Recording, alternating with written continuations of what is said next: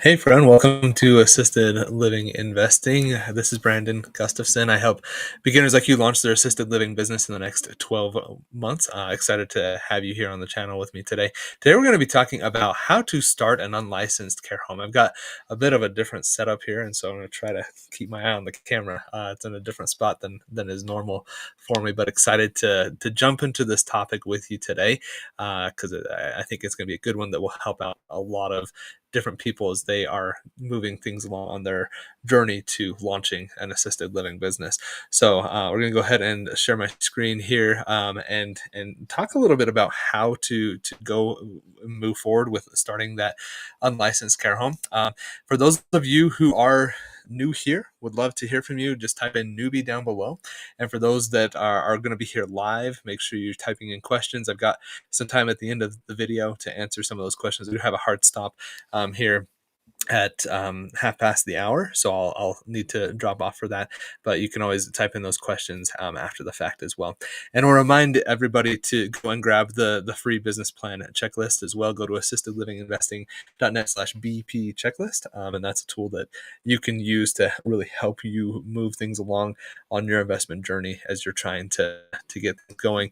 Just a tool that will give you the tools that you need to write a solid business plan. So make sure you go check that out. For those of you who don't know me, my name is Brandon Gustafson. I own 2 assisted living facilities. I started doing this in 2020, so I've been doing it now for, as of the recording of this, about 4 years, a little over 4 years.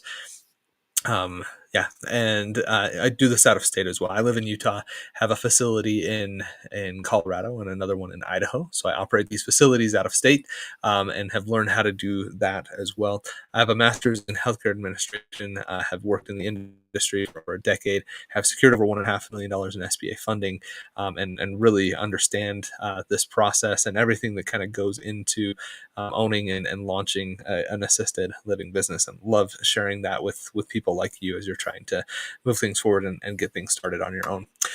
So I also want to start this off with a disclaimer.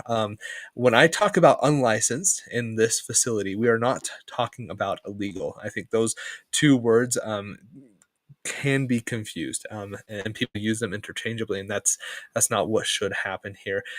They are completely different. So there are specific guidelines that you have to follow, even as an unlicensed facility. You're still caring for people. So this is something that is legal. It's just an unlicensed facility. It's just a different way of providing these services and what you can and cannot do. I always always suggest that you check your local laws to make sure that you're staying in compliance with those, and consult with an expert as needed as you are looking to get started. So I just want to disclaim everything that we're going to be talking about by saying that, hey, just be aware. Everything you always want to check with a local professional or local laws. Okay, so let's talk about what an unlicensed care home is. An unlicensed care home it's a home that provides assistance to residents, very similar to assisted living. And there's a lot of you that watch this channel because you think to yourself, I have that 3-bedroom townhome and I'd really like to do this, and you're trying to figure this out. So if that's you, this video is very much for you, for those people that have houses that are not the big ones that you typically would see in residential assisted living. This is a little more geared towards those smaller unlicensed homes. Something that I personally would not do. For me, the margins on there don't make a lot of sense. It's not something I'm comfortable with. But we're going to talk about how you can do this and why you might feel comfortable with it, as well as you're looking to move forward and get started on your journey. Because my inclination is going to be different than yours, and my situation is different than yours. And so, even though I personally wouldn't do this, it doesn't mean that you can't do it and can't be successful, because I know you can. I've seen a lot of people do it and be successful. You just want to know everything going into this as you look to get started. An unlicensed care home also does not require that formal state license. That's why it's called unlicensed. It does not provide medical care. No medical care is provided in here because you are unlicensed.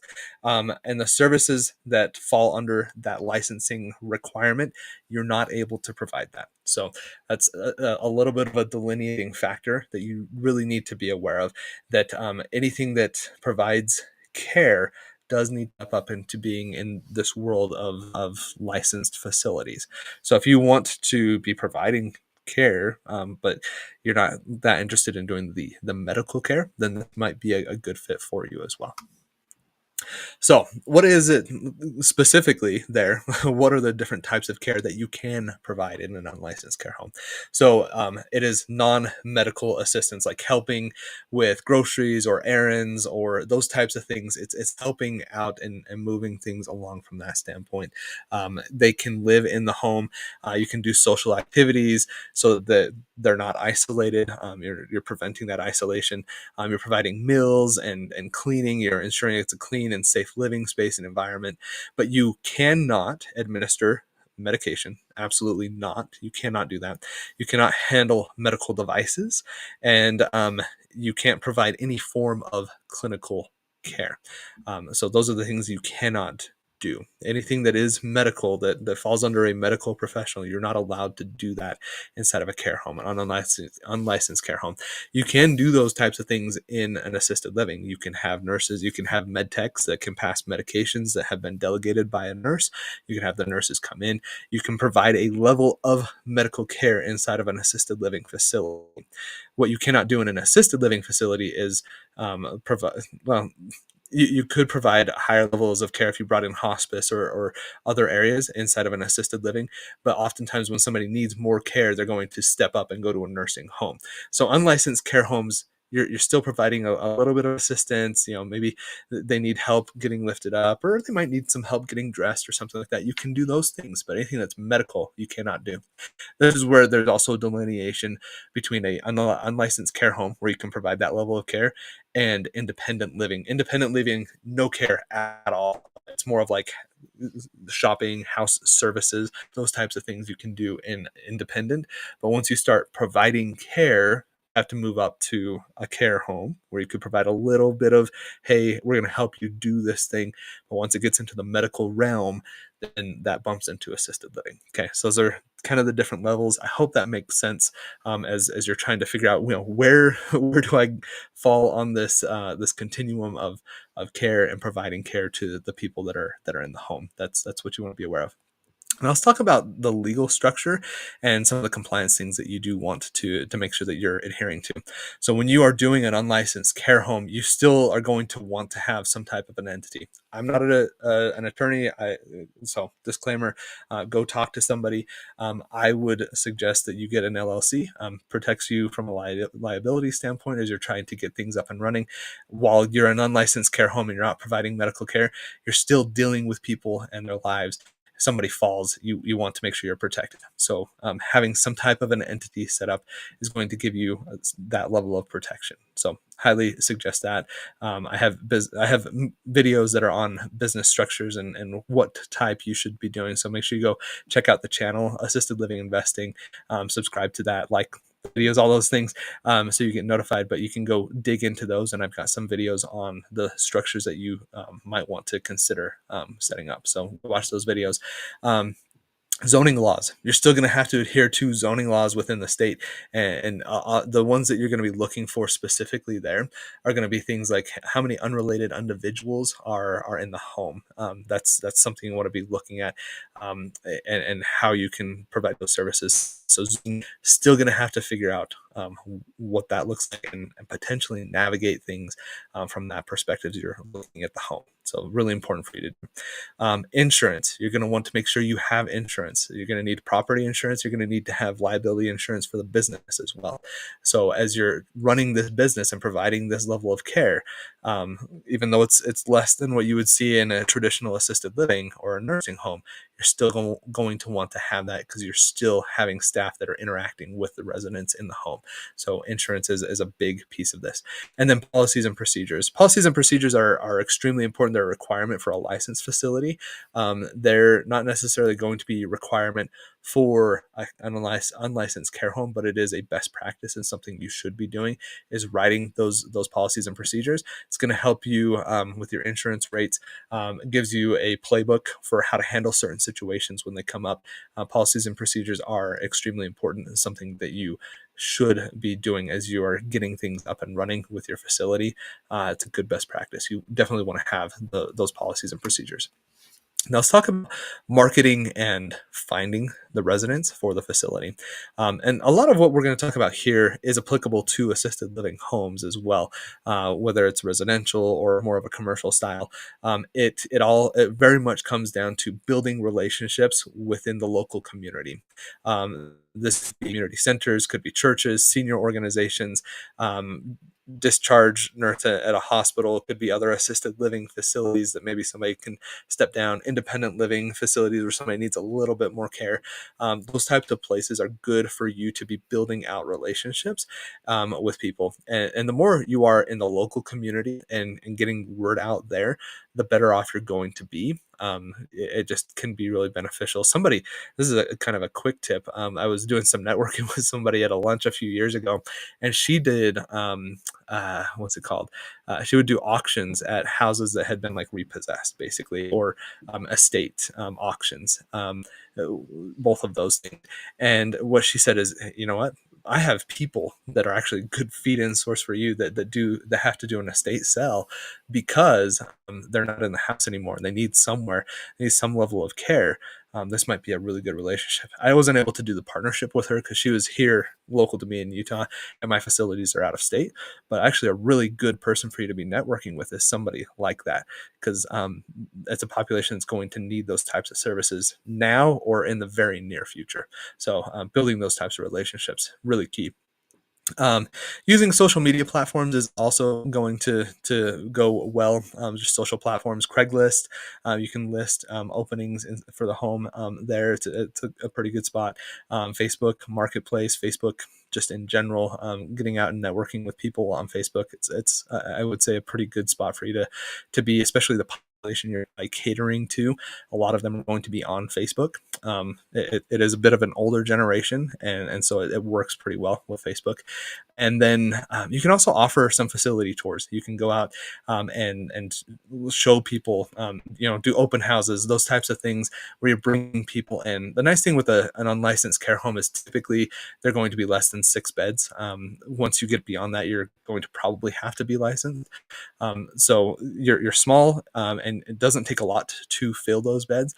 And so just a little bit of networking, getting out into the community and advertising yourself, you can fill the beds pretty quick. But that's how you can really get out there, market, and find some residents for your facility and to get people in the house. Now, some common pitfalls and things that you should avoid and how to avoid them is number one, not understanding the legal requirements. While you are an unlicensed facility, so you don't have to be licensed with the state, there are still rules and regulations and things that you have to follow from a legal compliance standpoint. And this has to do with the amount of care that you provide with residents. You cannot overpromise on the services that you cannot legally provide. You will get in trouble. You will get shut down. You could get sued. You want to avoid those types of things. And so you want to be very clear. This is the amount of care we can provide. This is the services we can provide. If somebody, your loved one needs a higher level of care, we cannot provide that. And so you will be discharged and we will recommend you go to another place and we can help you find that place. But we cannot provide, we can't do medication management. We can't do do some of the more medical, medically intensive types of care that you would see inside of a traditional assisted living home. We cannot provide that. You want to be very clear and upfront with what you can and cannot do, so you don't get into any issues there. It could cause you to end up needing to be licensed, and then you're providing services that you're unable to as an unlicensed facility. Opens you up to legal action, things like that. You want to be very, very careful with what you're doing there.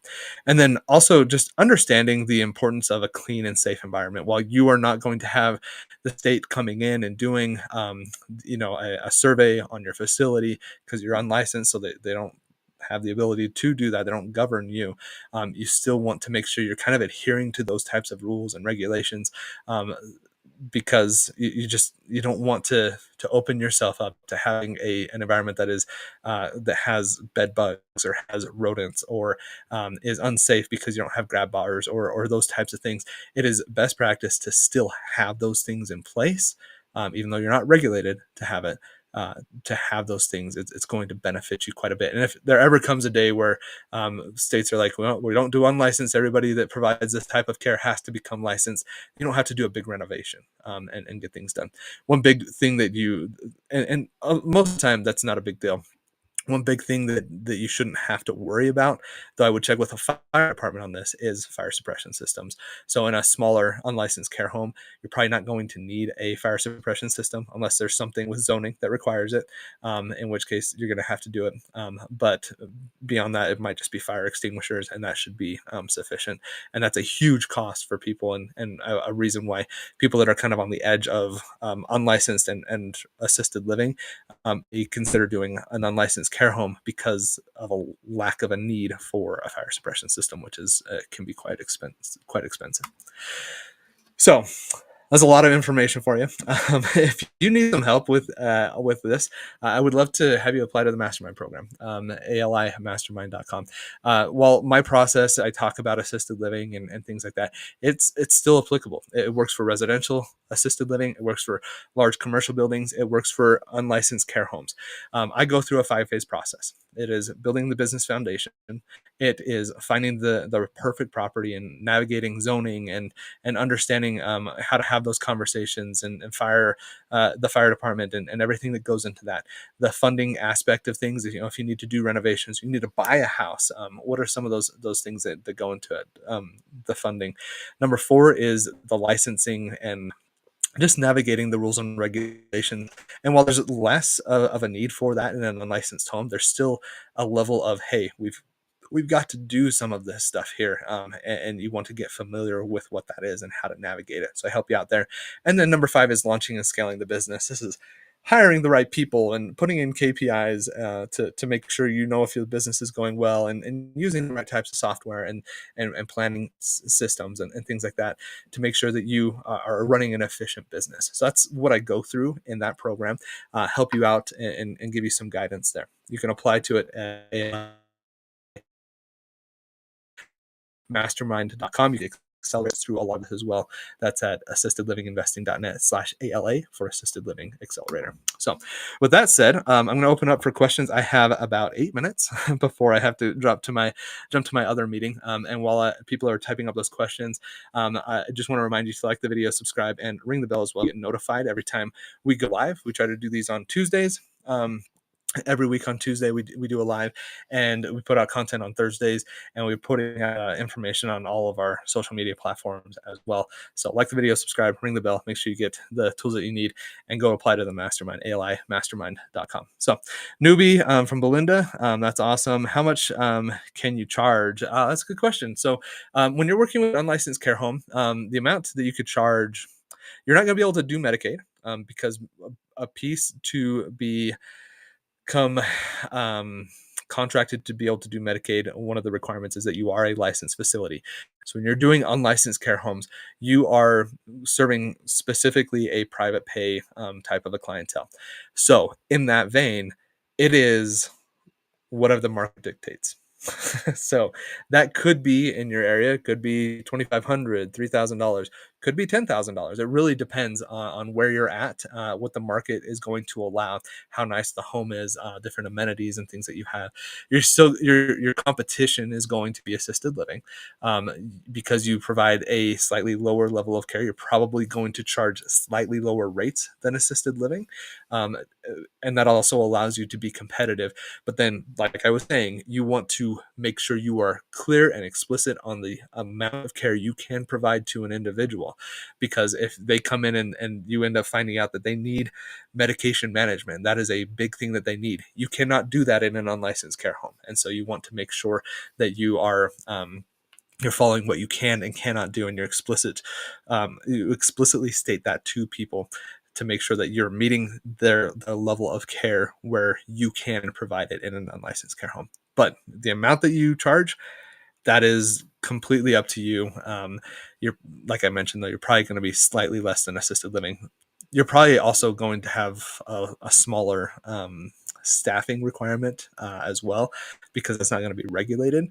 Though the entire idea of doing care homes and assisted living is you meet the level of care needs of the resident. And so if you need somebody there always 24/7, at least in access to the facility, that person's going to have to be paid and have to take that into consideration. So yeah, hopefully that answers your question. It really can depend.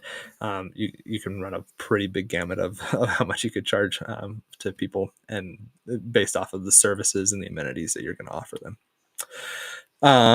All right. I'm not seeing any other questions here, but thanks, Belinda. If there are other questions, go ahead and please type those in. Otherwise, I'm going to close this out so I can get ready for my next meeting. It's been a super busy day for me, but I appreciate those of you that have been watching. And if you haven't gotten the business plan checklist yet, make sure you go and grab that assistedlivinginvesting.net/BP checklist. Great resource to really help you move things along and make some good progress as you're trying to launch your assisted living business. Yeah, Belinda, one more question. Can I do independent living for elderly care for non-medical for elderly care for non-medical care home? Yeah, and no problem. Thanks for watching. So independent living and an unlicensed care home, they do offer slightly different services. So in an independent living facility, independent living home, you really can't do anything. You're basically renting out the space. You could maybe do some meal prep, and maybe somebody pays you a little bit for meal prep, but it's not included inside of their fee for living there. You are basically just it's a landlord tenant relationship, and that is the extent of it. You can't provide services like at all. Where you shift over into being a care home is where you could be providing some of the services, where you include meal prep into what you're doing, where maybe you're doing some housekeeping, maybe you're doing some helping out with dressing them, or I don't know, potentially showering. Showering might be on the line, but those are the types of things you could offer in a care home that independent living cannot provide. And so there's kind of a step up. A lot of people, when they're into independent living, they're more apartment style types of units. And so they are slightly different. In my mind, independent living, you're going to have more apartment style. In a care home, it's going to be more of a home that you're providing a little bit of this care and helping somebody out as needed, up to the level of care that you can provide. So that's the difference. I hope that makes sense. It is a bit of gray area. It's kind of a fine line, and they're both not regulated, and so who's going to know what type of facility you are, and are you adhering to it? Like, I don't know. It's a little bit of a gray area. I would highly suggest that you work with an attorney, that you understand the local rules and regulations around those different things, and that you have strict policies and procedures that you follow, so that you are doing the things that you need to do to make sure you're in compliance with that. That's what I would tell you. I'm not an attorney, so go talk to one. But that's the guidance I would give you to help you out with that. All right. That is all the time I have. But thanks again for watching. Does residential assisted living sound interesting to you, but you don't know how to get started? At Assisted Living Investing, I'm here to help beginners like you launch their assisted living business in the next 12 months. I love helping people and guiding them through the process. And remember, it doesn't take a lot, just a little bit. Just keep going step by step by step. And I promise you, if you do and you're consistent and persistent, you're going to be successful. Thanks for watching, and have a great day.